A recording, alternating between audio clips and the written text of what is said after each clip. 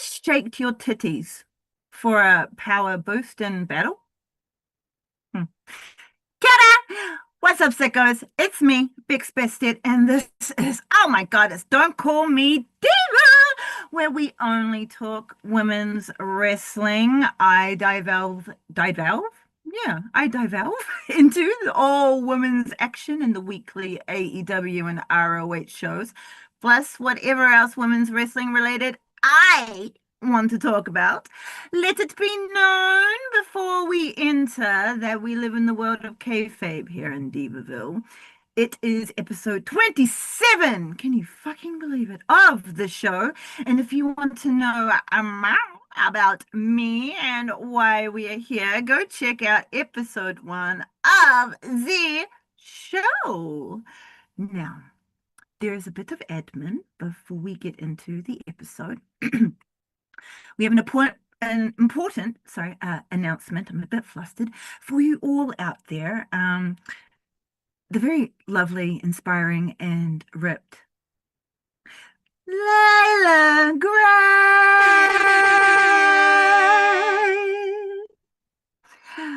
will not be appearing in today's episode of Don't Call Me Diva. We do apologize and hope to bring you more Layla Gray next week. Layla Gray.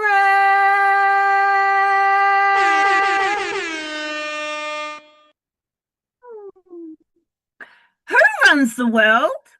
Two is going to be coming up on the 25th of October. I am so excited for this. It is the second one of the entire all women's event hosted by the one and only Athena for Metroplex Wrestling. I'm going to assume it's going to be in Texas again. So far, we only have a triple threat match announced so far as of recording this show right now, which is Masha Slamovich, Hyan. Remember Hyan? We spoke about her last week. She's so freaking cool. And also Vert Vixen, who we have spoken about recently as well. You know it's going to be freaking amazing. You know Nyla is going to be there because she's got to like defend her title and everything. So I'm very excited about that one. Kiera Hogan. Kiera Hogan. Kiera Hogan. My dear Kiera Hogan.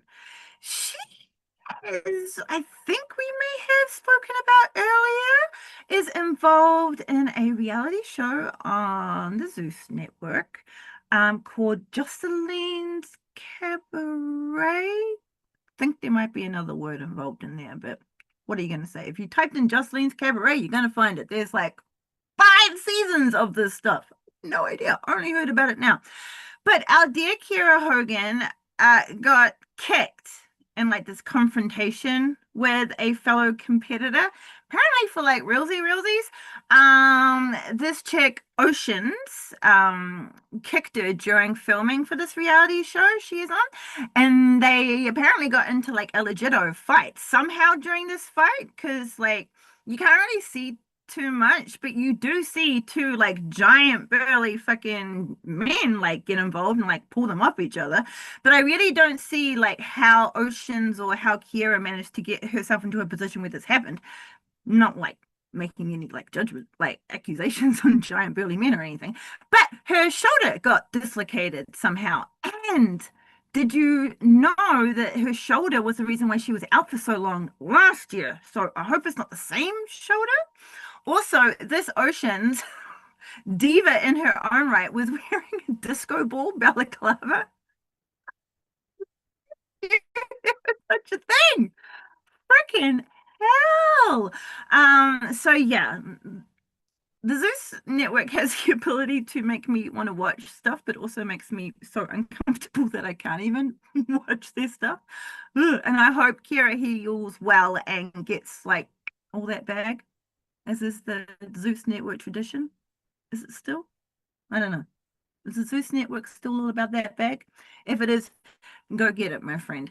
Rebel has given us a health update via Instagram, just a little one. She should be getting out of hospital soon, which is wonderful. always going to be keeping an eye out on Rebel because she's amazing. When you go back and watch the earlier stuff, she is the highlight of many segments. She unfortunately got into a lot of injuries with her knee, like kind of not every time she got into the ring, but enough times to like make it almost like Rebel maybe don't get into the ring for a while until that knee like heals up properly because it seems to be rather niggly. And then she came down with this other stuff. But like when her and the DMD are doing like the doctor's office stuff, like during the pandemic stuff at Jacksonville. God damn it, that shit's hilarious. You gotta go watch it. We're gonna go watch that, but later.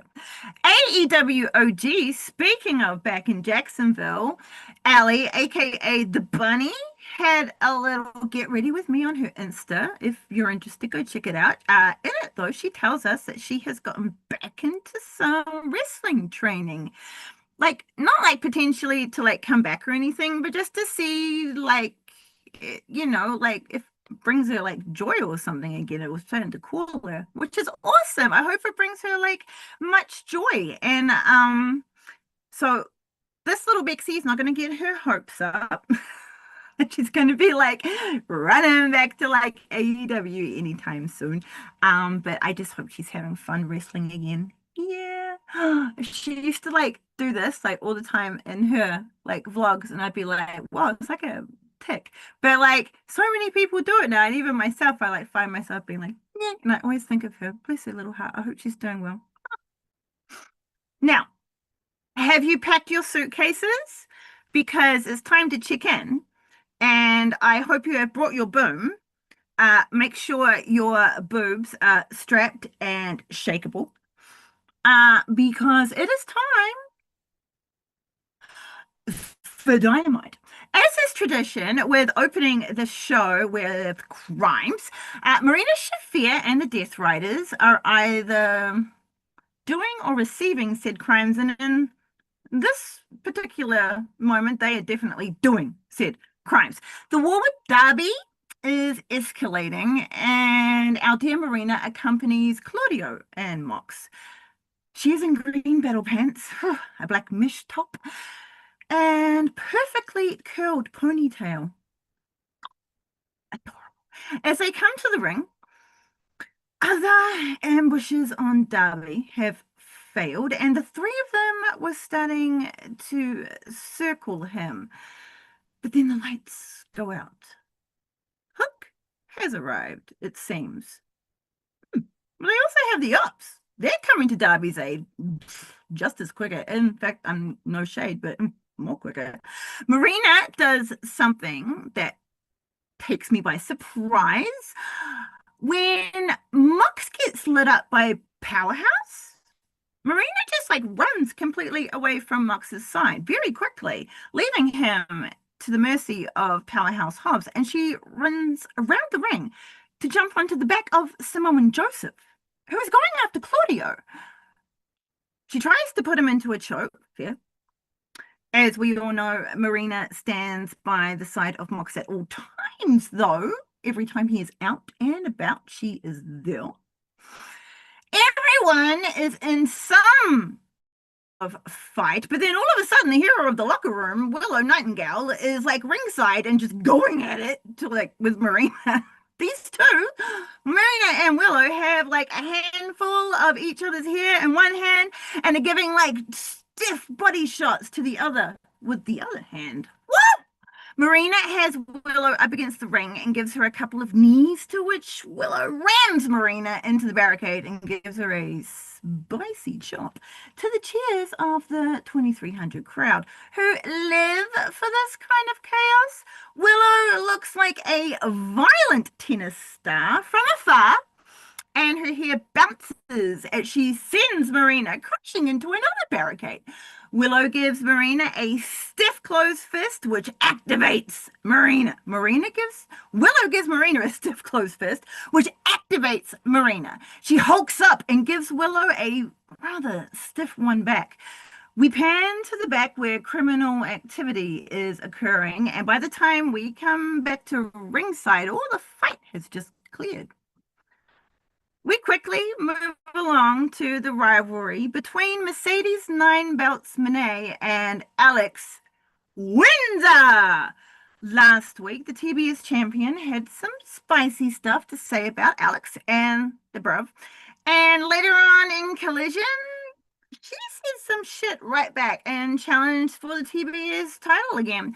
The match was made, and it is now. The TBS champion, Mercedes Nine Bounce Monet, comes out first. She has the TBS title around her waist and is wearing the fishnets, fluffy tits, and the new world order-esque battle gear that I just mwah, love.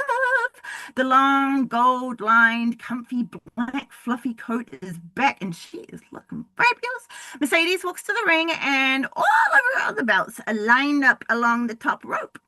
Monet battle poses her way into the ring and does about 1 1/3 of a CEO battle dance until the music of Windsor hits, and Mercedes is fuming. If there was a small woodland creature in front of her, she would have like stomped on it right then and there. Alex Windsor comes out and proceeds to Windsor her way into the ring as she battle poses on the apron with a Windsor. She battle poses on the ropes with a Windsor. Everyone in the crowd responds, Windsor! Back in her. Back in her. Back her. Back at her.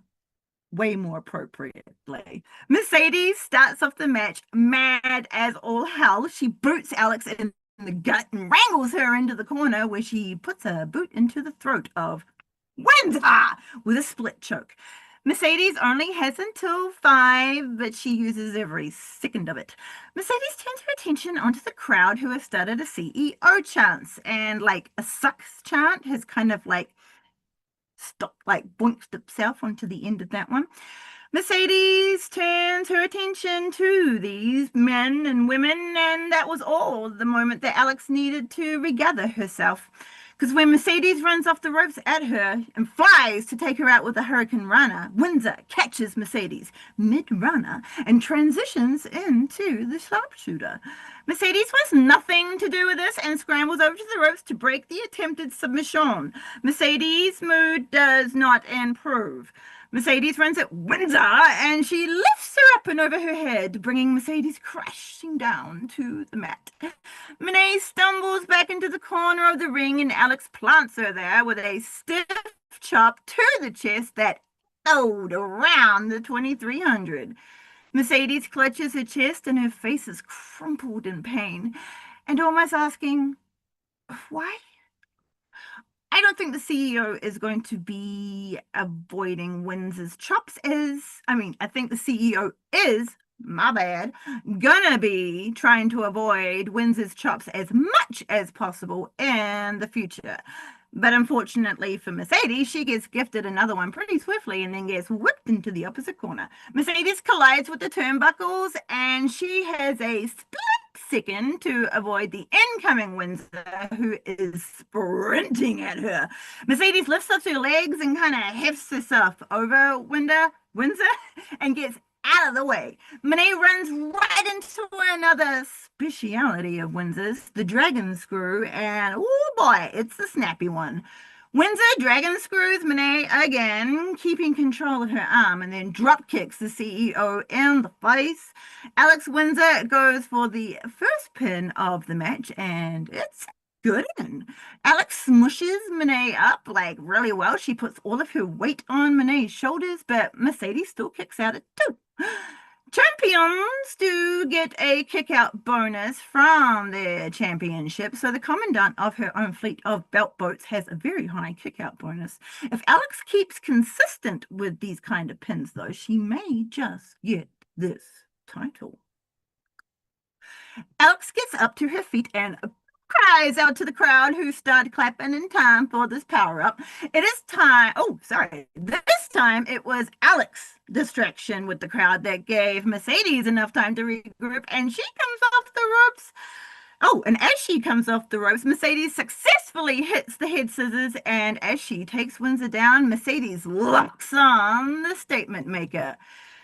Alex easily shifts her hips and manages to stretch out her rather long legs to get both of her feet onto the ropes. Mercedes must break the hold, but she does still technically have until three, and she uses all of the rest count until she finally releases the hold.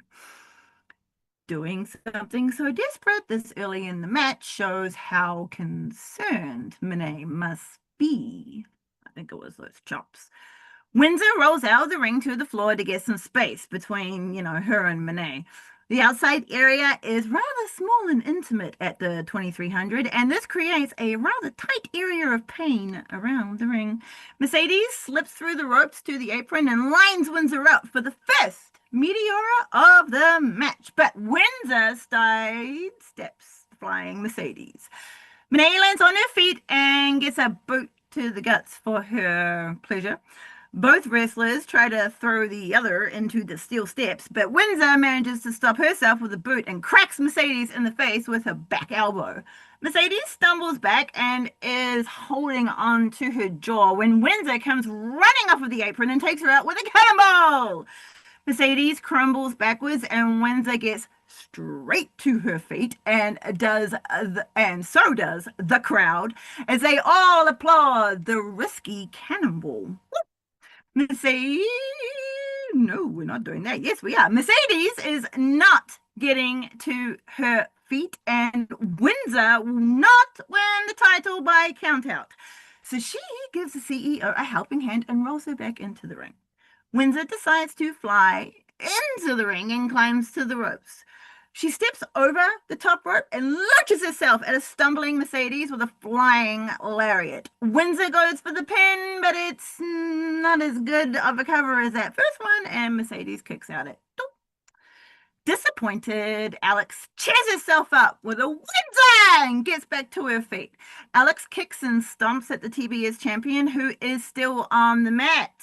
Windsor grabs Monet's legs and goes to put on the sharpshooter again, but Mercedes engages wriggle mode and grabs the ropes with both hands. Not waiting for Alex to let go, Mercedes boots her in the face. Monet uses the stumbling Windsor's momentum against her and sends Windsor out of the ring, and Alex thwomps to the outside.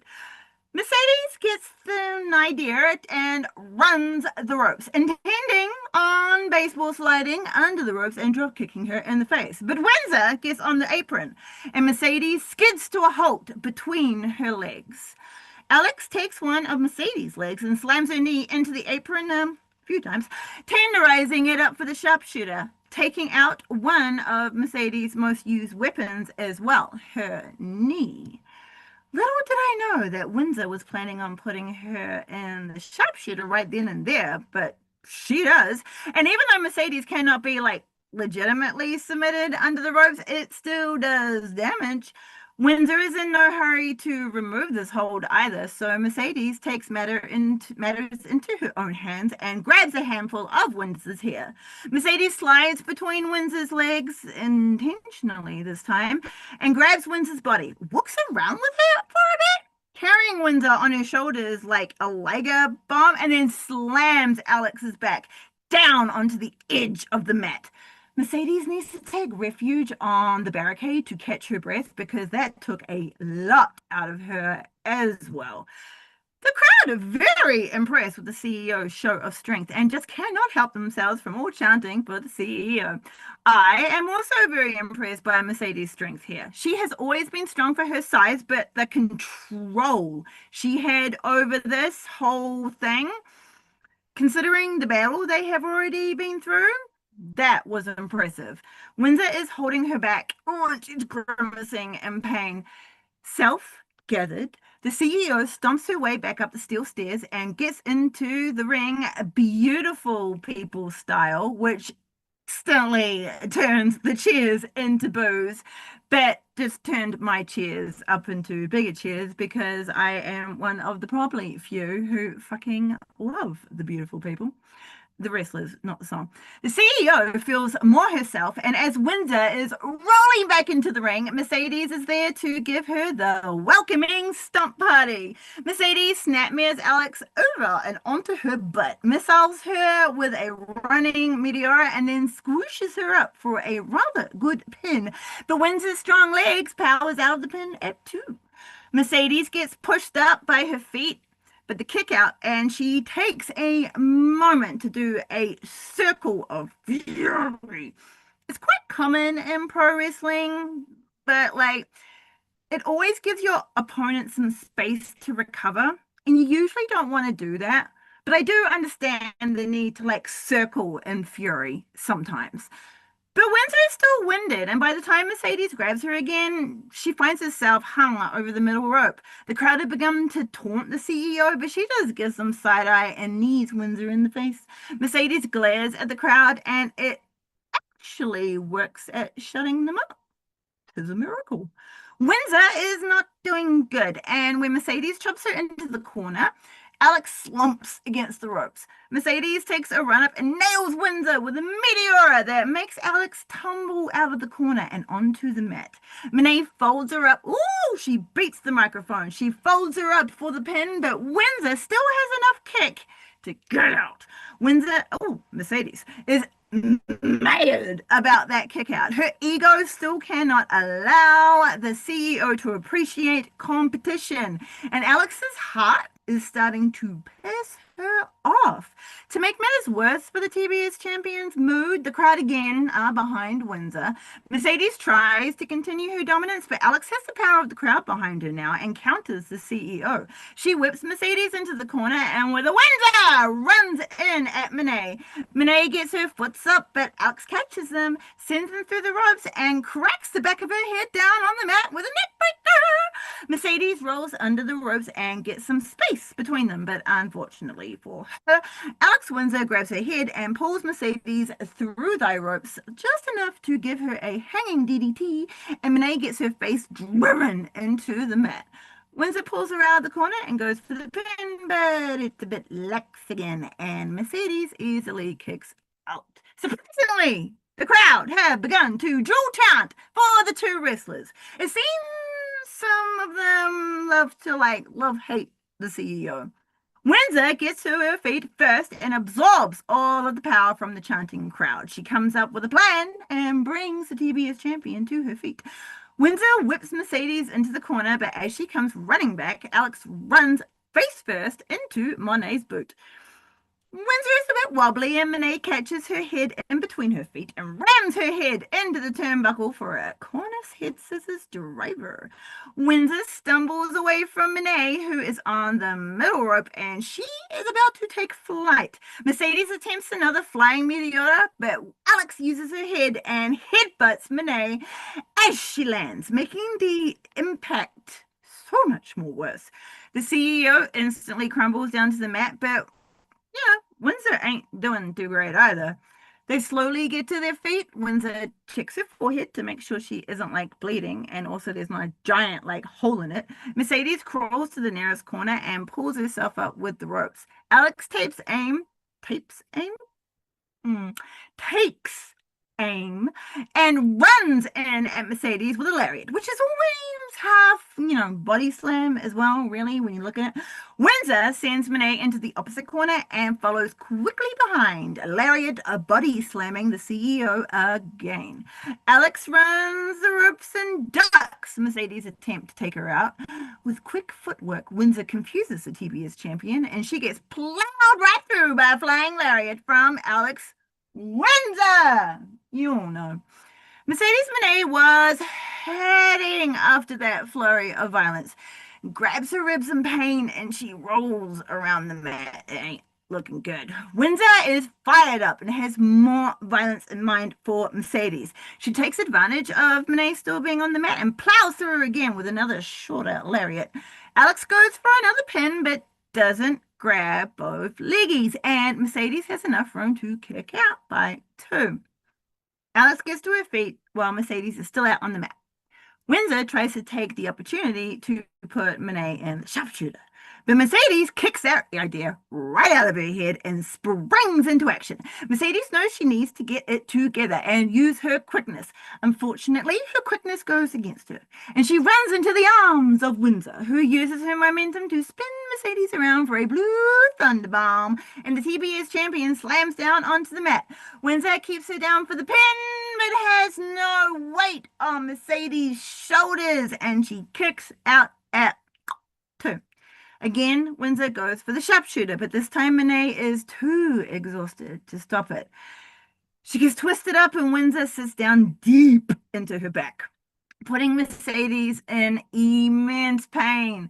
Mercedes elbows at Windsor's calf, which is a decent idea, but doesn't work. Monet then remembers what worked last time and grabs a big old handful of hair. Windsor's head gets pulled back further than her body will allow, and she lets go of Mercedes' legs. Mercedes turns it on Windsor and puts her in the statement maker. At first, Windsor tries to reach for the ropes, but when that doesn't work, she shifts her weight to get Mercedes onto her back for a pin. Monet keeps the momentum going, though, but finds herself on Windsor's back. Ooh, shit. Windsor is going to attempt a power move, but Mercedes pulls out a champ move and takes her down with a crucifix bomb into the pin. Windsor gets to her feet, but Monet counters the lariat and nails Windsor with a backstabber. Mercedes releases a frustrated battle cry and runs off the ropes for momentum, but gets caught by Alex and slammed down into the mat by a pop-up powerbomb. Both wrestlers take a moment to recover, willingly or unwillingly, it does not matter. The way they have crumbled puts Mercedes' legs in a rather precarious position. As Windsor regains her breath, she grabs Monet's legs and starts to slowly wrap her own around them. But before Mercedes can register what has happened, Windsor flips her over and sits down on her lower back for the sharpshooter. Mercedes is like, no, thank you, not again. And this time she gets out of it, kind of, by grabbing a twisting Windsor's ankle, like grabbing her ankle and twisting it. Windsor cries out in pain and drops to her knees, but does not unlock from Mercedes. Both of them roll out of the ring, still locked together, until they crash down onto the floor. Not even this can break Windsor's grasp, and she applies a knee bar type submission on Mercedes. It's on the floor though, y'all, so no tap out would be counted, but the damage, like we say, is still done. Windsor flips over to a sharpshooter, and Mercedes instantly starts tapping. Alex is not listening to the ref at all and does not hear her counting them out. She lets go and finally rolls into the ring by Simone. Monet could allow this to just end in a count out. She would not lose her title, but the warrior in her brings her to her feet and she slips into the ring by 9. Windsor climbs to the middle rope again, and as Mercedes gets to her feet, Alex waits for her to turn into her direction. Windsor flies at Monet as soon as she does with a lariat, but as quick-thinking Monet yoinks that arm, pulls her in for the statement maker. Windsor fights through the pain and ends up shifting her weight backwards, rolling Mercedes over onto her back, and even further until they were both back onto their feet. Monet springs into the backstabber and drives her knees into Windsor's spine. Windsor stays on her feet long enough for Mercedes to get in range for her running lariat, and that connects, and they both hit the canvas again. When they finally get back to their feet, a war of forearms ensues. This is not over. Mercedes lays in a few quick, heavy shots and then stops to talk some shit. This motivates Windsor to slap the crap out of her, and Mercedes crumbles down to the mat. Windsor pulls her up by her feet, but gets a knee to the face. Mercedes gets Windsor on her back for a moment to try the Monet maker, but Windsor wriggles out, cracks her in the head with a headbutt, and then twists Monet up, slams her down to the mat with a pump handle half Nelson driver to a pin, but Windsor can't keep Monet down and get the win. Nuh-uh. The two wrestlers roll away from one another as the crowd chant, "This is awesome." Windsor gets to her feet first and goes straight over to the TBS champion, who is still struggling. Windsor climbs to the middle rope and brings Monet with her. Mercedes puts a stop to all of this and kicks Windsor in the face. Mercedes climbs up to the middle rope, and with Windsor, she tries to suplex her over the ropes. Alex blocks it, and instead, Mercedes gets her headbutt of the match. Windsor reaches down to pull up Mercedes, but Monet has become slightly immune to the lasting effects of her headbutt. She is like Borg, like timeless. She grabs her hands and pulls Windsor, slamming down to the mat with an uncrossed armed iconoclasm. Alex lands hard in the middle of the ring, and Mercedes locks in the statement maker. Windsor claws and fights through the submission, reaching for the ropes, trying to break Monet's grip, like anything to get her out of the hold. Alex finally makes it to the ropes, but Mercedes expertly uses the same rope to kick off and rolls backwards further into the ring, still holding on to the statement maker. Windsor pushes through again and reaches out to the ropes, once more clawing her way to Sanctuary. Windsor gets close to the ropes and Mercedes puts her foot out to push again, but this time Windsor uses her position to her advantage, rolls Mercedes onto her shoulders, all nicely tucked down for that pin, but Mercedes explodes out at two. Windsor keeps on the pressure, though, by grabbing her feet and going for that sharpshooter. Consistent. Monet kicks at Windsor's jaw, and she stumbles backwards. Also very consistent. Mercedes is still on the mat, and Windsor stumbles towards her. In a flash, Mercedes springs her legs up and yoinks Windsor around the head, pulls her in for like a spider for the pin. It's so tight, and it is so deep. And Mercedes gets the 1, the 2, the 3. She keeps her TBS championship for now. Windsor was just caught and squeezed long enough to get that 3. So after she is released, Alex is pissed because she still has energy to go, right? Unfortunately, that is the devil of wrestling. She only needs 3 seconds and it's all taken away. Mercedes drapes her exhausted body over the bottom rope as the crowd gets to their feet. And through her hair, Mercedes looks relieved. But as soon as she brushes the hair out of her eyes, and the CEO chuckle of 9 belts madness starts spreading across her face, and the woman is a bit terrified when she's like this. Maybe I don't want Bonkiss Monet. No, that's still the ultimate goal. The ref hands the TBS championship belt back to Monet. She clutches it to her chest whilst clearly breathing heavily. She has her hand raised in victory and she basks in her glory, turning to Windsor and gloats in her face. Alex tries to take the high road and offers to shake her hand. But instead of shaking it, Monet gives her the finger and turns her back on Windsor. Fucking dumbass move, Monet. Alex grabs her, takes her down, and goes to put the CEO in the sharpshooter.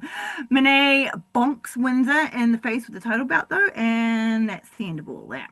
Mercedes Monet then locks Windsor in the statement maker, and with no one to tell her to stop, Windsor needs a plan.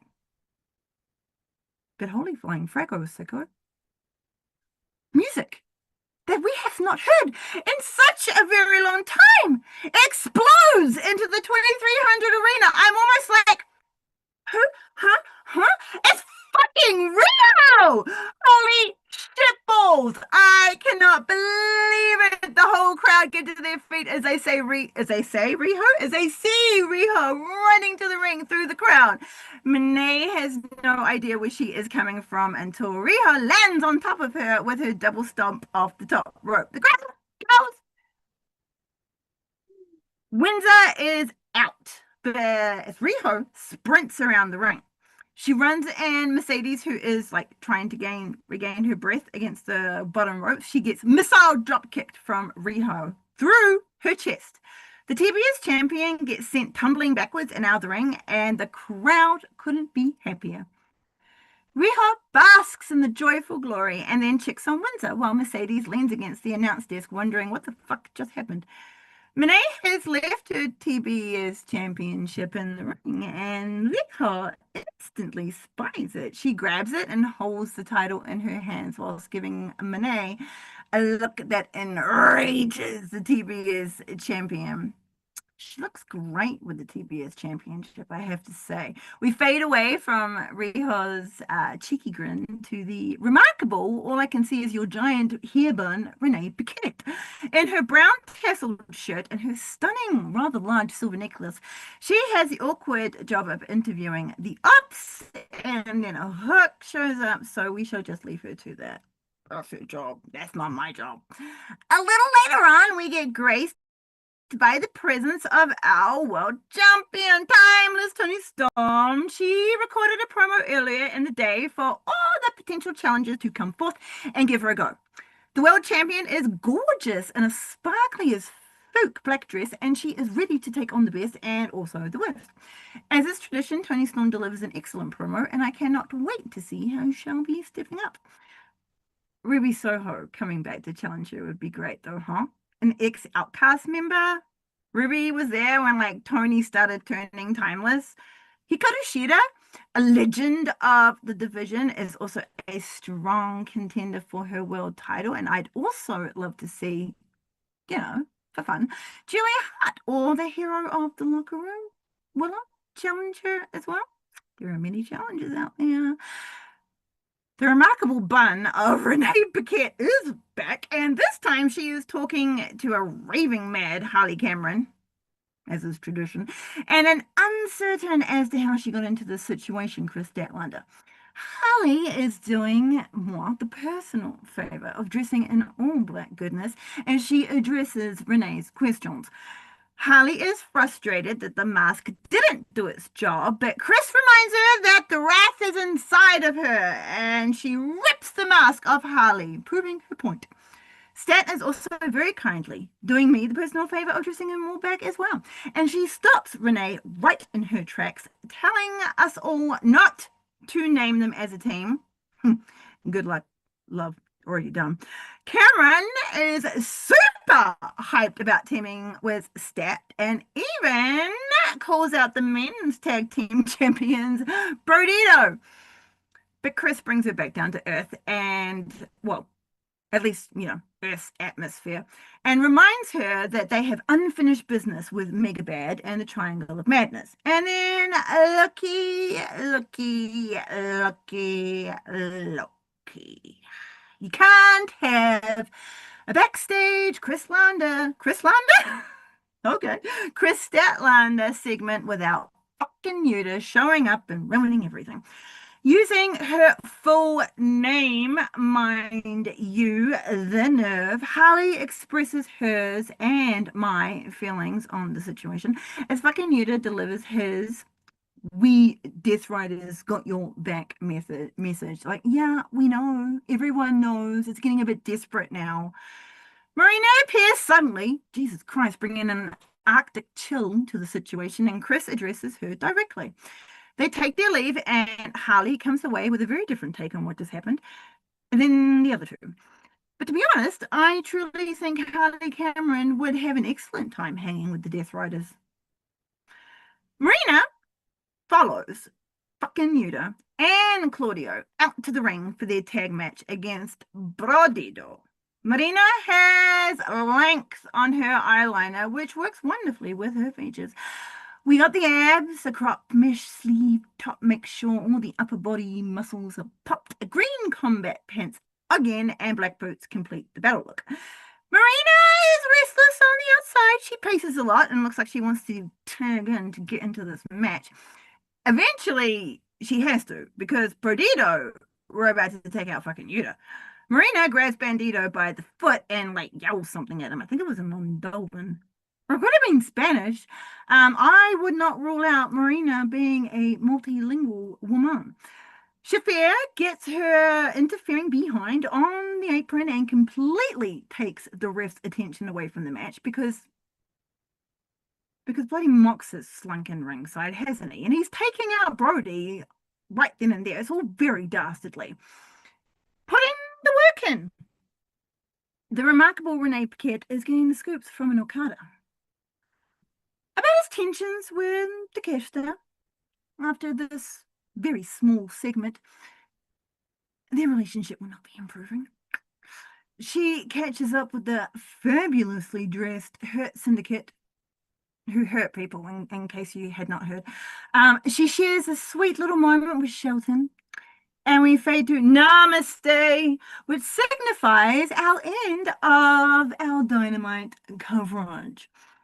I am so excited that Riho's back. She has been involved with AEW from its beginning. Riho faced Hikaru Shida in the first ever All Out 2019 to win her spot in the first battle for the world title. On the same show, but during the buy-in, Nyla Rose won the Casino Battle Royale by hiffing out DMD to win her spot in that match.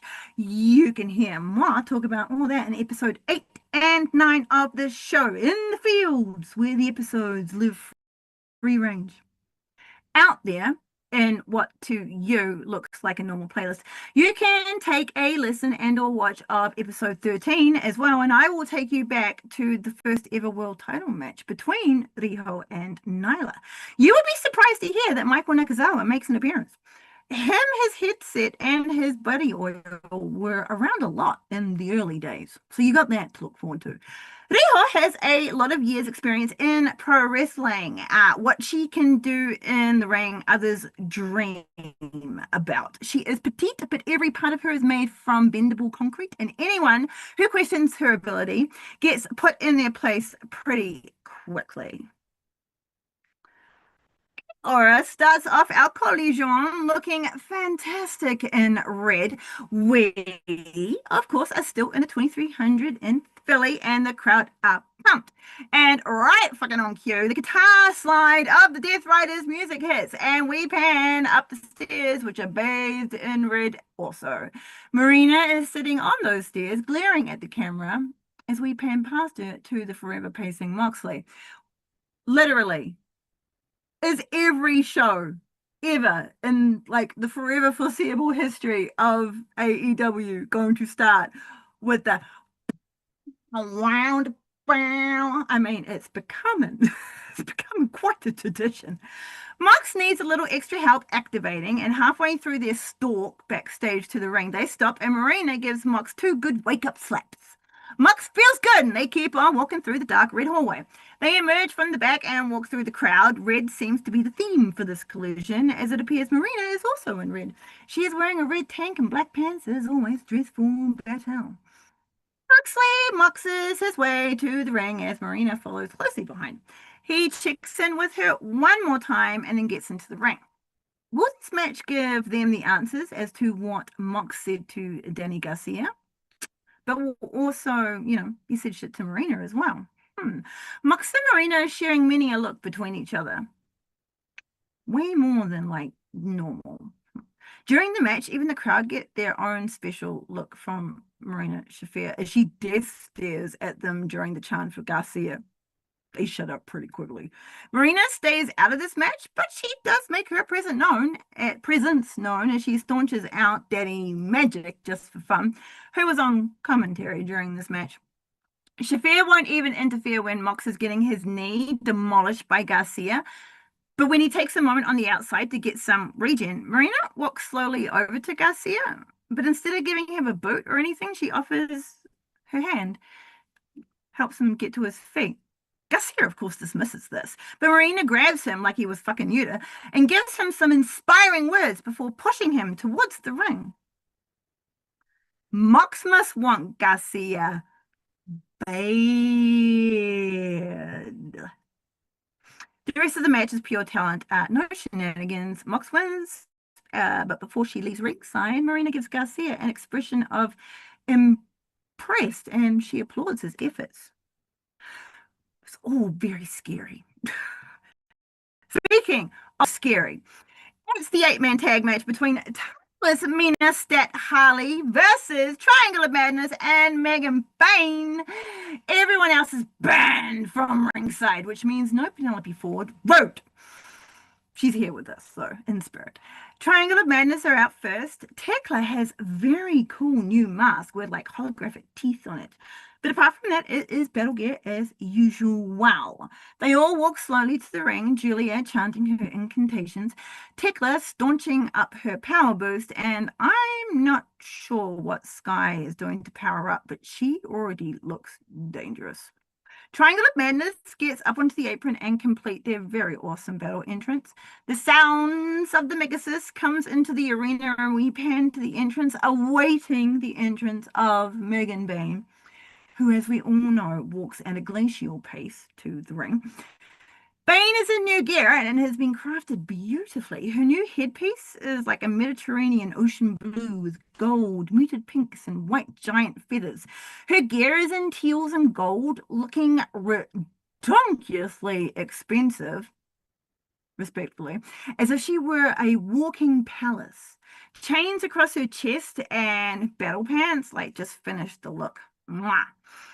Megan makes her way into the ring, and the Misfits of Madness hang and chill in the corner, allowing her the space to finish her battle entrance. But a failed turns, her expression sour as the crowd erupts into cheers. We pan over to the entrance and see the combined Cam and Stat, or as I have named them, Cat Scratch Fever, do their awesome battle pose at the entrance way. Both have new battle gear. Chris is in an all-black battle two-piece with sheer black stockings. Harley has the colors of her forbidden door gear, but black, and white stripes, buckles, chains, and all the good stuff. Whew. The sunshine and good vibes. The sunshine and good vibes keep coming with the entrance of Mina Shirakawa, the interim ROH World Tele Champion. Mina comes out with her ROH Championship in her battle gear from Death Before Dishonor. She lights up the world around her as she makes her way to the entrance. Mina dances the dance of power, and Harley and Stat also shuffle along. Let's see if any of that power rubs off onto them. Mina embraces Stat and Cameron as the strings of the world champion take over. The world plunges into grey, but the reds are accentuated in our hearts because it's time for timeless Tony Storm.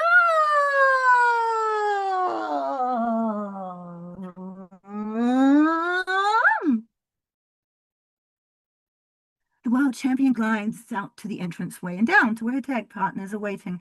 They follow Timeless as she makes her way into the ring, and our world champion battle flails her cape off. The Timeless one is wearing an all-black off-the-shoulder Andre the Giant realness battle gear this evening. For some reason, the damp Death Rider, fucking Yuta, just like casually jumps up onto the apron like he has some sort of purpose here. He starts whispering his wet words into Chris's ear. Now, I expected Chris to just push him off as soon as she saw him, but she hears him out before telling him to bugger off. What's that all about, huh? Are we going back into grey territory, Miss Stat? He was pointing over at Bane and the Madness, so he knows something about the opponents, perhaps, and we may see Stat use that to her advantage later in this match. She does something untoward and weird and out of the blue. We'll know it's because of him. It looks like Tekla and Tony will be facing off against each other first. Tekla takes advantage of the distraction fucking Yuta's presence has caused and takes the world champion off guard with a speedy attack. Tekla overpowers the world champion with stiff forearms, but she quickly recovers after being whipped into the ropes and runs back at Tekla full speed. Boots her in the face. Tekla goes down.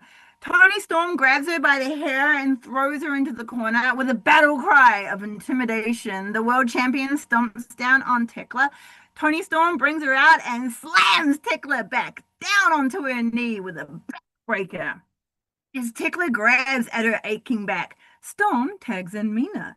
Mina and Tony have worked together and against one another many a time and know each other intimately.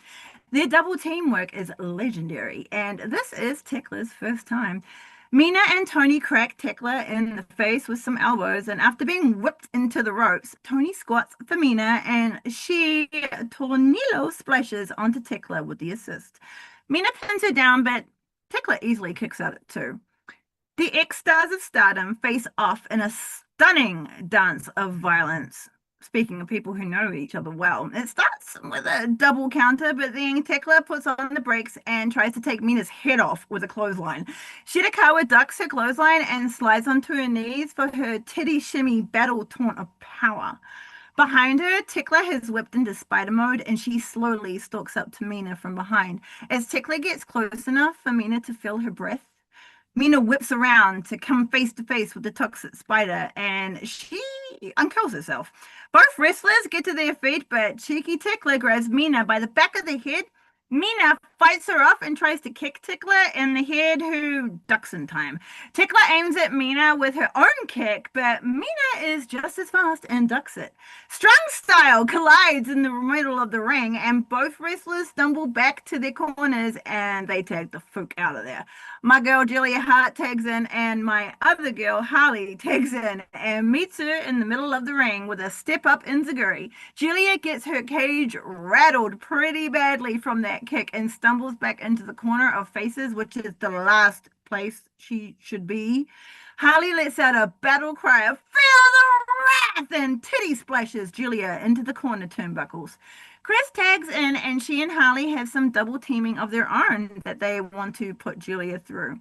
Julia is in her classic black and red baggy battle pants with the mesh sleeves, black bikini-ish top combo thing. She looks awesome as hell, as Harley and Chris nail her with multiple parts of their double teaming of doom.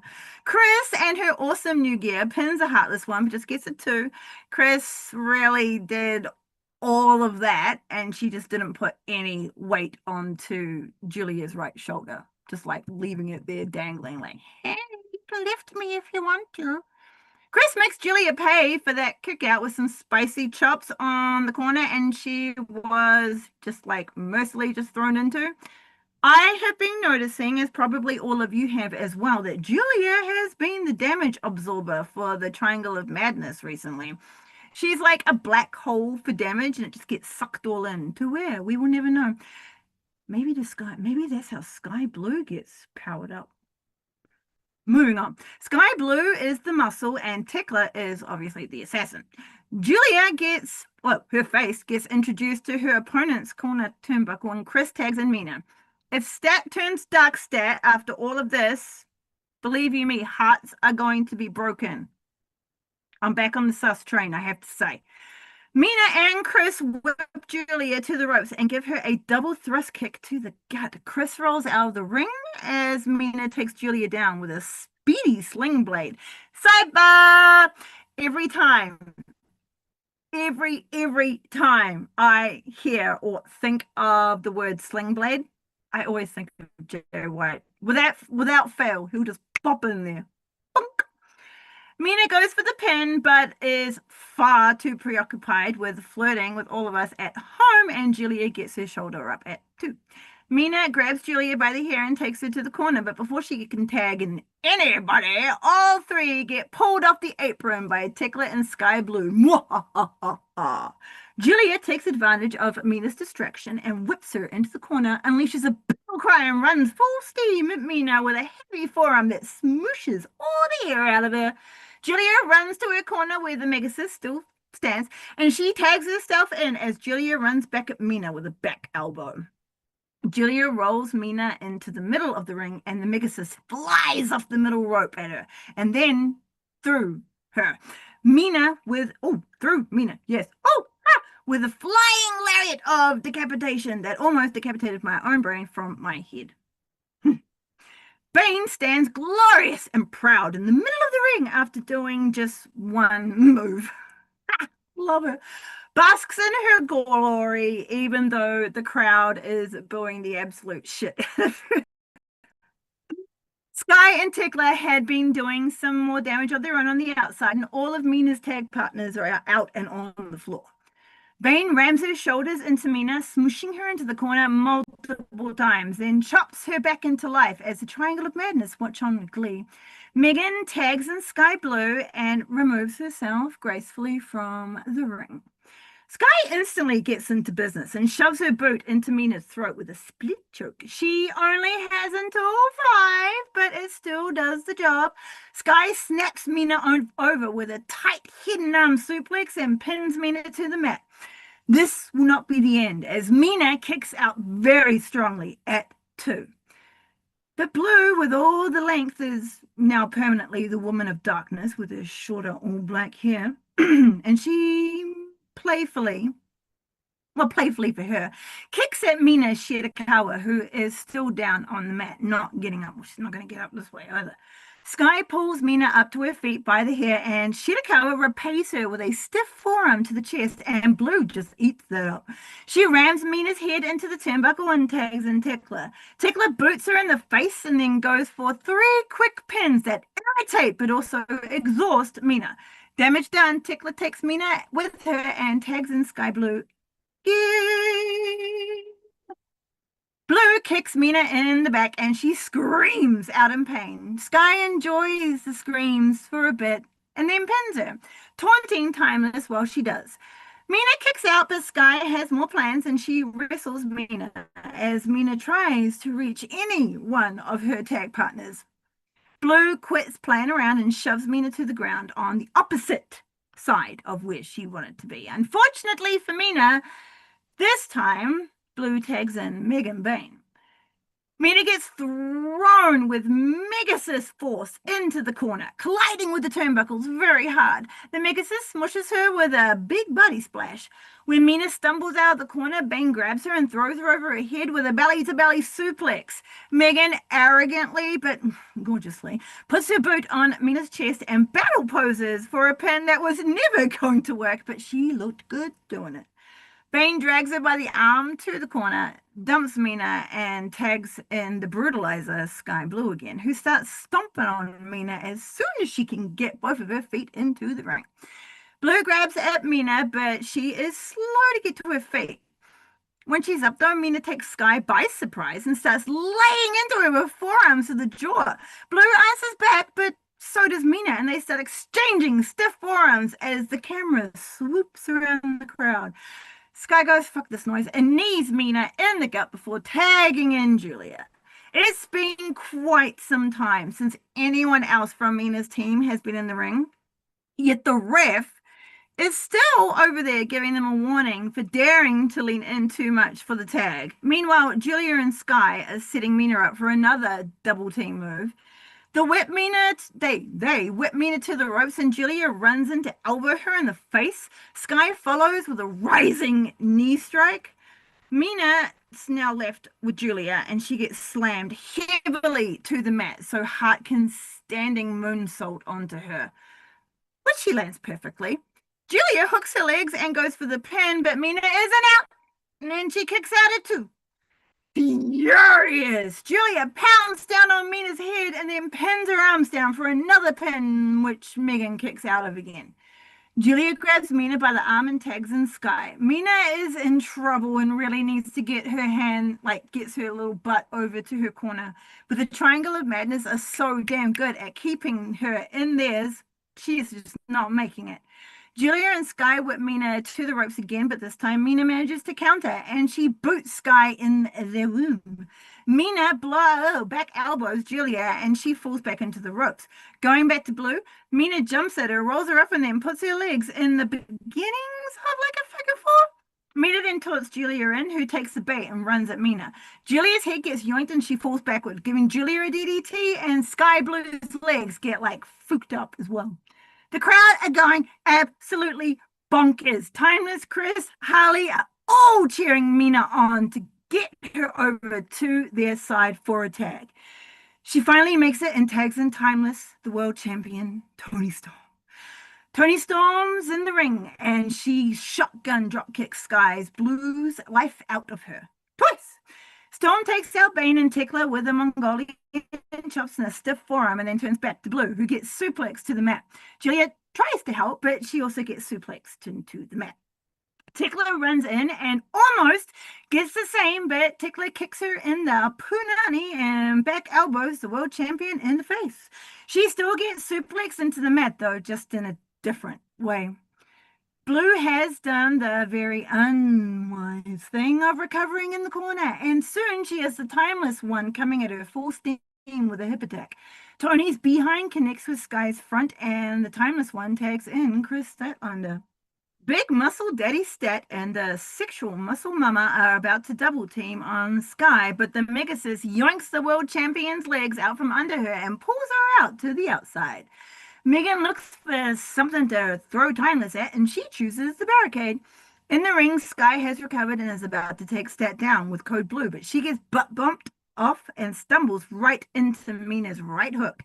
Mina and Stat communicate in a language all of their own, and Stat gives Mina the assist to climb the ropes and body splashes down onto the Megasis. In the ring, Blue is getting double teamed by Cat Scratch Fever with an assisted Crash Thunder. Cat Scratch Fever? Yeah, with assisted Crash Thunderbuster. Harley goes for the pin, but Julia is not having any of this and pulls Harley off of Blue, throwing her through the ropes and down to the floor.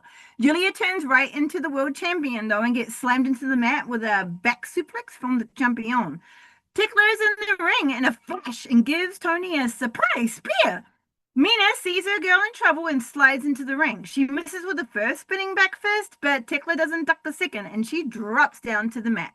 Megasis gets into the ring, and without hesitation, Mina runs at Bane with a crossbody, but like many before her, she gets yoinked and heft onto her shoulders, then dropped to the mat the hard way via a fall-away slam. Megan has no time to bask in thy glory, though, as she turns into a rolling lariat from Stat, and the crowd explode. Megan is not out, though, as she's still on her feet, slapping herself in the face. Stat turns and runs at her, but Bane flies and takes Stat down with a flying lariat. Stat stumbles but gets to her feet. She ducks the lariat from Bane again. Bane ends up on the ropes, and Stat takes aim. She runs at Bane, and they both go over the top rope and tumble down to the floor. In the ring, Harley and Sky are back in battle. They exchange stiff forearms and beat the crap out of each other. It's all coming to a halt when Harley slams Sky Blue to the mat. Both wrestlers need to take this moment for a little moi, which is sleeping Maori, if you were wondering, by the way. Slowly getting to their feet on the apron are Stat and Hart, ready to take the tag from their battle-worn tag partners. They tag in at the same time, and flying flaggles, Chris and Julia lock up in the middle of the ring and just start laying into each other with fast, continuous forearms. Woo! Julia breaks the chain with an extra spicy forearm, but she gets a kick to the face in return from Stat. I don't really know if it was worth it. Julia runs at Stat with a battle cry, and they dance a dance of violence until Julia glomps onto Stat, twists her little limbs around Stat's body, and locks on the octopus lock, dead center in the middle of the ring. Meanwhile, it is absolute chaos on the outside, with buddies, particularly Harley's and Bane's, flying around in combat. Chris manages to hold out the submission and gathers Hart up for a Saturday Night Fever, but Hart has other plans and rolls Stat up for a pin. She doth not get the win, though. For kick, Stat's out at 3. Chris and Marie both are quick to their feet, but Julia gets yoinked by Stat, heft up onto his shoulders, and then slammed face first into the mat with an electric chair face buster. Thank you very much. Julia is out on the mat, and Stat takes a moment before she decides what to do. Chris instantly has a plan and rolls Julia up, fucking Yuta seatbelt style, and she gets the 1, 2, and 3. Oh, really, Miss Statlander? Is that what we're doing, huh? Okay. Interesting. Interesting. All right. Enjoy your win. Enjoy your win. Watch your back, everyone. And your sides. Maybe also your fronts. But before the lovely Arkady can even finish announcing the winners, Blue is in the ring and takes out Statlander's knee. Both her and Julia start beating on Chris until she rolls out of the ring. Toni Storm jumps into the ring and instantly goes after Sky with heavy hits that take Blue off of her feet. These two are going to have a nasty rivalry in the future. I mean, it's even bloody starting. I can just see it. Storm takes out Blue and takes out Hart, but Tickler gets into the ring and knocks her out with a stiff right. A double teamed face plant to Tony and a twin super kick does the rest. But before she can get speared by Tekla, Mina runs into the ring for the save. It's not long until she too gets a double teamed face buster followed by a twin super kicks as well from Blue and Heart. So that didn't go very well. Tekla just runs straight through Mina as she gets held up like a sacrificial lamb. And as they go to do the same to Timeless, the music that brings death hits the speakers of the 2300 arena. Excuse moi. Haters come to kill you. You should have expected it because it's your fault. Sky and Heart got taken out by a double lariat. Kiss, kiss the biceps. Take aim at Tekla. They collide. It's battle time.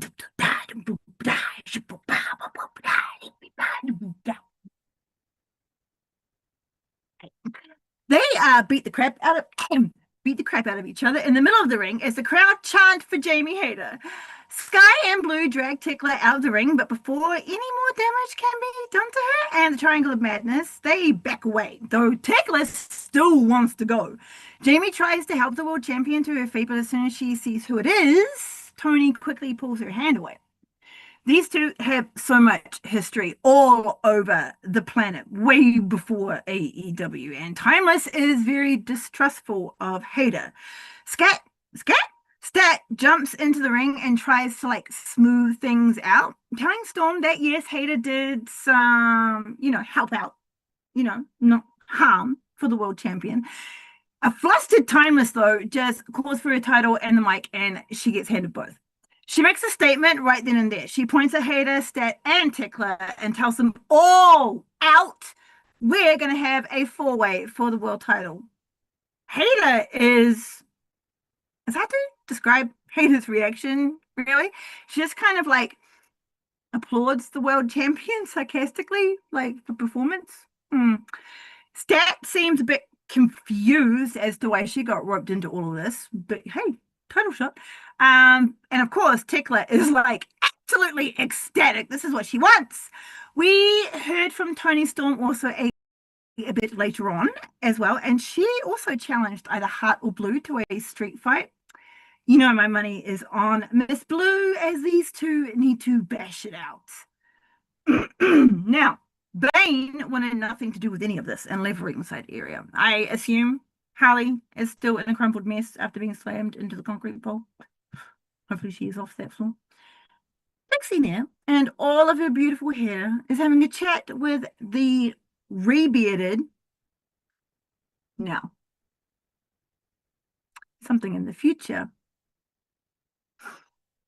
may have something to do with a rebearded someone. I may have. Did I talk about it? No. Was it all a dream? No. I have to look on that in the future, maybe. Where was I? Oh yes, the red-bearded Juice Robinson and Austin Gunn. Lexi seems positive about the interaction, so we shall move on and leave her there. High Flying Fraggles, the CEO has made an excellent match for us next Dynamite. Thank you so much. She has gotten Emi Sakura, AEW OG, by the way, and trainer of Riho and Hikaru Shida, to tag with her in a match against Riho and Alex Windsor. It's a match I would never have thought of, and I know it's going to be a fucking banger. Lexi Nair gets some more scoops from the conglomeration and the strong boy. And later on, Anthony Bones.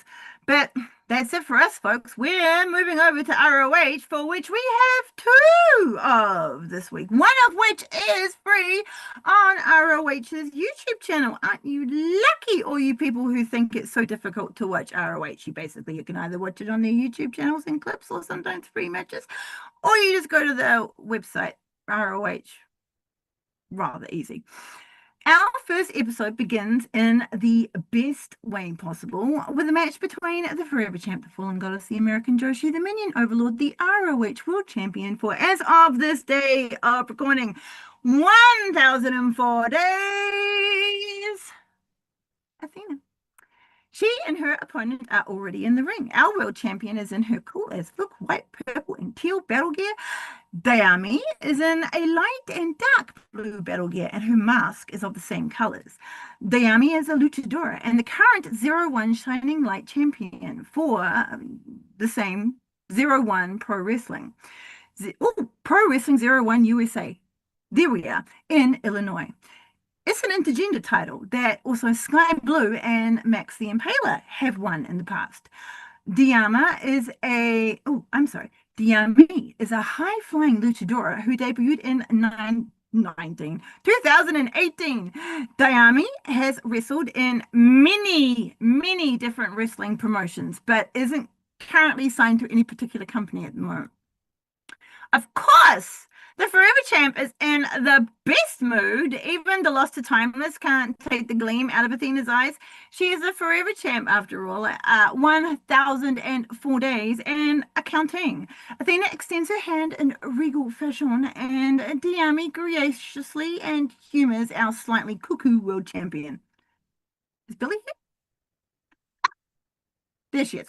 Billy Starks is hanging on the outside for now. The fit check will also have to wait though, because all I see is a cropped denim jacket from this angle, and I don't even remember getting a good look at it from after this. So that's it for the fit check on dear Miss Billy Stark. Better call her Billy Storm for a second. Imagine that, the betrayal. Dun, dun, dun. This is a proving ground match. If Diami lasts 10 minutes or wins before then, she earns a future title shot. In the ring, Diami is getting some heavy forearm shots from the champion, unfortunately, and gives her a big splash in the corner. Diami ends up flying into a vicious boot from Athena, and she drops to the mat. Athena stands staunch and furious at the audacity of Diami to even dare to give her a decent fight. Athena mounts Diami, who is still down on the mat, and mercilessly rains down heavy forearms to Diami's head. Diami can do nothing but cover up. Athena only stops when she gets more madder at the ref, who she starts getting in the face of. Probably threatening his life a little or something casual like that. Intimidating him for sure, though, and refilling Athena's champion ego meter, because that's a very important meter for the champion. Athena turns back to Diami and throws her out of the ring. The ring dares to question Athena, and she snaps back at him, more furious than ever, and staunches the ref backwards. Athena goes out to the floor and throws Diami into the barricade. Athena asks her minions if they had missed her, and she gives us all a 5-4 in celebration. I can't do it here yet because I'm still in combined earrings. Athena disrespects Diami some more, and this is enough to activate her. Diami elbows the Forever Champ in the gut with stiff elbows and then changes it up with an equally stiff forearm. The last one takes the champ off of her feet and she crumbles down to the floor. Athena just got activated though and jumps to her feet, ducks the kick and grabs her leg for a captured powerbomb into the hard edge of the ring. Diami crumbles to the floor, but Athena gives her no time and throws her aching body back into the ring. Still on her knees, Athena grabs her head and slams it face first into the mat with a flatliner. Athena instantly locks on the Koji clutch. Diami fights, but will not tap. And she'll just get choked out, though. And that gives Athena the win. Tough. Diami hit hard. She is a fabulous wrestler. She emotes so well and connects with the crowd amazingly.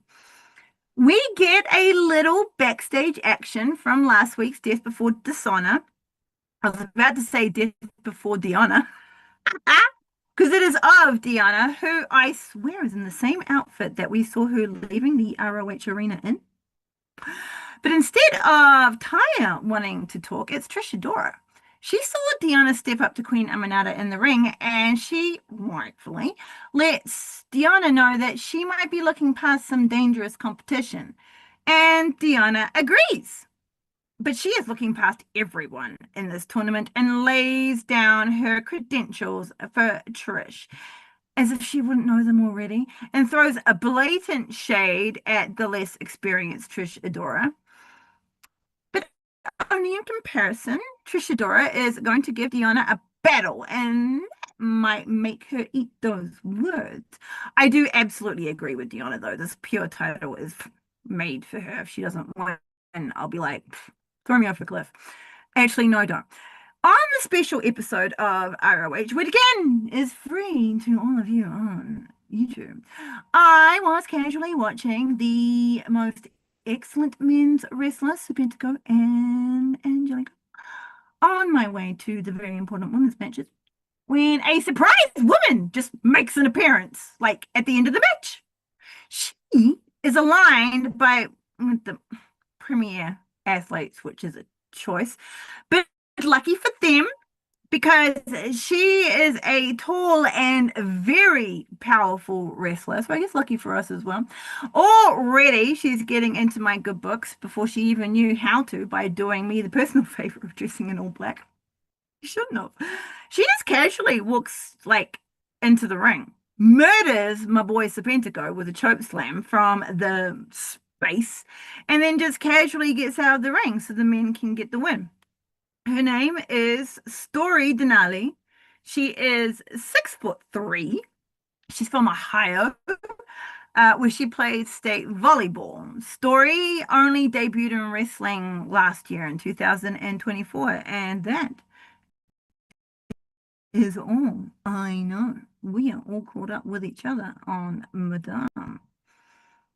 We finally, after so long, get to talk about a Deanna Purrazzo match. The Virtuosa is competing against Rachel Ellering, who has been on the show many a time before. Rachel is in all black. Thank you. While the Virtuosa is in white battle gear and a new red, black, white, and sparkly battle jacket that looks very cool. Deanna walks into the ring with the confidence of 1,000 kings and completes her entrance with a battle pose. We are in a pure rules match. Remember the 3 rope breaks, and our 2 wrestlers complete the handshake of honor, as is tradition. Deanna begins the match by playing around with Ellering. The Virtuosa does something extremely smart and toe trips Rachel into the ropes, making her use one of her rope breaks unintentionally. This really does make Rachel mad, and she chops the smug right out of the Virtuosa, slams her face first into the mat, and then boots her in the leg. Deanna stumbles back into the corner of the ring, and Ellering runs full speed at her, connecting with an earth-shattering kaboom! Splash. Deanna stumbles out of the corner and drops to the mat. Rachel makes it worse for her by sentoning into her body and goes for the pin. Deanna, though, is very successful at kicking out at 2. Deanna grabs Ellering's arm and pulls her down to the mat for an armbar. She looks like she's trying to lock in the Fujiwara armbar, but can't quite wrench Ellering's arm back enough. I was wrong because of later, but never mind. Rachel shifts her weight and rolls Deanna onto her shoulders, making her have to break the submission to kick out of the pin. But as soon as Deanna gets to her feet, Ellering clocks her in the face with a stiff forearm, and Deanna goes down. She recovers remarkably fast, though, and gets a boot up in Rachel's face as she comes running in for the splash. Deanna does more damage to Ellering's arm, then beautifully transitions into the Fujiwara armbar, dead center in the middle of the ring. She could have done it whenever she wanted. Ellering uses all the strength in her legs to shimmy herself, and she uses her second rope break. Deanna, of course, isn't quick to let go of the submission. Deanna keeps damaging the left arm of Ellering like a beautiful torturer. Deanna bends and manipulates Rachel's arm, pushing her down into the mat in even more pain. When down, Deanna even puts her knee on the shoulder joint of Ellering and keeps digging it in deeper and deeper, even pulling back on her fingers for extra discomfort, to say the least. Somehow, Rachel pushes through and gets back to her feet, ramming forearms through Palazzo in between shoulder joint manipulations like a beast. Rachel ends up powering Deanna into the corner and gives her a few stiff shoulders, stackles. Why did that go weird? Rachel then kindly gets Deanna out of the corner via a gut wrench suplex, and Ellering releases a battle cry from the steps. Deanna just gets to her feet as Ellering plows through her with a twisting uppercut. Ellering gets Deanna down again with the MD collapse press and goes for an exhausted pin. This does not keep Deanna down, and she kicks out too. Ellering just couldn't hook that leg, and because her arm is quite fucked up. Ellering is a quick learner and she uses Deanna's previous trick to get her to use a rope break of her own. And Deanna is down to 2 rope breaks. The rage that explodes inside of Deanna is quite scary. She is furious that she made that error. Deanna runs full tit into Ellering's awaiting arms and she goes for a ride with a painful drop from the boss woman slam. Ellering goes for the pin, but Deanna still manages to kick out. Pins just can't be strong enough when you got a broken wing. Ellering's arm is not doing good and Deanna decides to end this match. She wrestles Ellering to the ground and lures her into another Fujiwara Fujiwara armbar. Deanna gives the back of Rachel's head a few elbows and locks in her devastating finishing submission, the Venus de Milo. Ellering holds out for a bit, but then has to tap. Of course, as is tradition, Deanna doesn't let go right away because the screams of pain from Ellering are just far too pleasant for the virtuoso's ears. Something pleasant to my ears interrupts the virtuoso's victory walk, and that's the sound of the inventory. Trish Adora is not letting Deanna forget who she has to face in the semifinals. Quarterfinals. That's what that word is. Trish is out in her orange and black battle gear and she staunches past Deanna. She battle poses in the ring and awaits her opponent in this pure rules match. Who is actually Box, the fisherman's hook woman herself. We have seen her so much in ROH. She might as well become a part of the roster.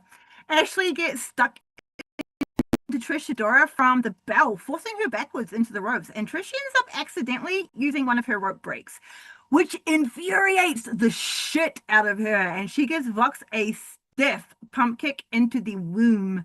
Trish Adora pounds down on Vox's back and then does her own shoulder manipulation of torture. Adora is fired up for this match, just as full of fury as Deanna was in hers. She forces Vox to use one of her rope breaks and then kicks her arm, the arm she has been focusing on all this time. Vox manages to engage her speed and avoid the incoming splash from Trish Adora, and then she slams her back into the corner turnbuckles with a shotgun drop kick.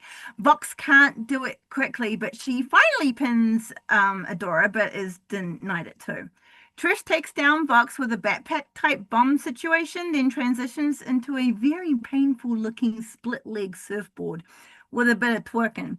Trish Adora then transitions again into a submission I have not seen before. She sits on like Vox's head, pushing her face even further towards the mat, and then twists her arms behind her in a double hammerlock situation. Vox cannot withstand the pain and she taps out as well as she can. It's almost like, someone like actually tapping, like guitar tapping. Ding, ding, ding, ding, ding. Unlike Perazzo, Adora releases the submission instantly. Trish Adora battle cries out her victory and then extends her hand out to Vox, intending to help her up. But it was a ruse. Trish Adora shoulder tackles her to the ground and then shimmies her proud booty out of the ring.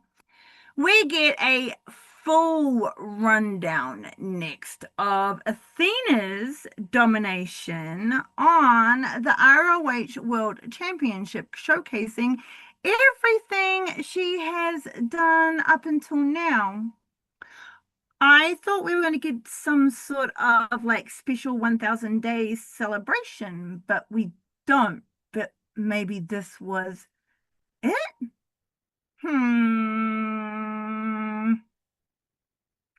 And that is it. Yes, I know if you've been listening, I promised the Eve pay-per-view. But yo, I had a moment Sunday evening, real talk. I had a moment of button mashing. Sometimes like everything goes kind of blurry and you're just like, nim, nim, nim, nim, nim. And I deleted everything I wrote. That was fun. So there is no way I was going to rewrite all that in time. So no more promises to anyone on anything from me anymore. That's it. I've I've used all my promises. I have no more. I have no more to give. What are your thoughts on this week's discussion, my lovely people? If you so wish, you can leave them as comments in the appropriate sections wherever you are. And if you would be so kind as to like, and subscribe while you're there, I would be very grateful. Thank you. You can find me lurking threads at Bex Bastet under a tree, at Blue Sky, at Bex-Bastet. You can follow us, the show, woohoo, on TikTok at Don't Call Me Diva Show. Thank you as always goes out to